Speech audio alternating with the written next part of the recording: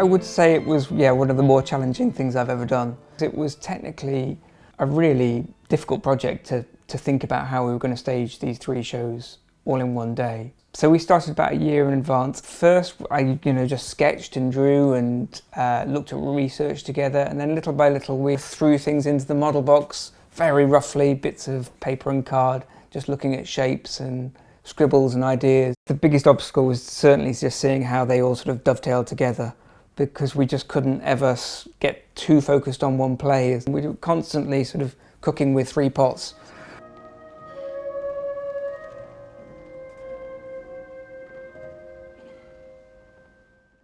Chekhov is so regularly done, and it's quite a well-trodden path. And so we wanted to find a new sort of fresh approach to it whilst being truthful to the plays. We wanted there to be a development so the audience felt like they were going on a bit of a journey with the set. We looked at the way that Platonov to the Seagull, he changed his style from melodrama into the sort of more beginning of the modern theatre with the Seagull. One thing remains true. The soul.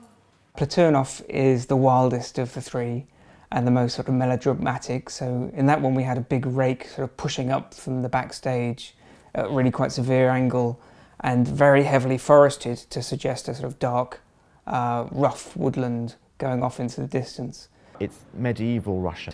The land hasn't been flattened yet, the land hasn't been neatened yet. And also, when the train track comes down the slope, it should be like the Industrial Revolution cutting through the Russian countryside to change it all. Ivanov is a bit more about the bourgeoisie, the new class of bourgeoisie. Most of that play is set inside, and so that's a bit sort of calmer. We decided that setting it in the landscape, so even though Ivanov is set in 3 interior rooms, there's only 1 scene outside.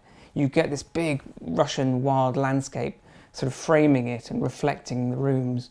So there's water and trees around the drawing rooms.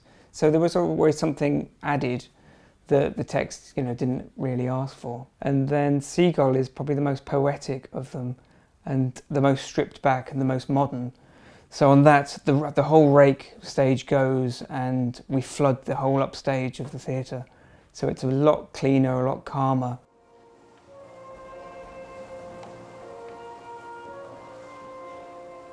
The kind of rustic feel of the wooden floorboards and weeds and things coming up from the ground, it just puts you in that place. The sound design of the crickets, sometimes when I hear at the beginning of Platonov, I can hear it on the tannoy, and you just suddenly do feel like it's summer.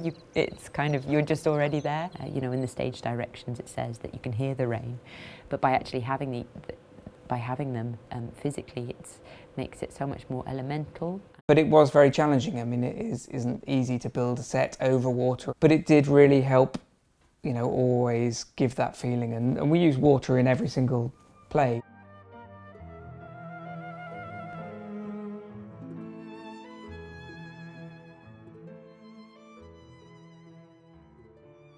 In Chichester, we had a dock, and we put sky back there, and they flooded it right back into that. And then when we got to the Olivier to do it there, because there's other shows, it's in Rep, and Threepenny Opera was upstage behind it. So we built fake concrete pillars and fake portals and walkways to make it feel like the trees and the lake were actually just flooding the theatre itself. Having seen so many great productions, that is a challenge, to come and go onto the National Theatre main stage, to do something that, works and honours the plays and yet is exciting.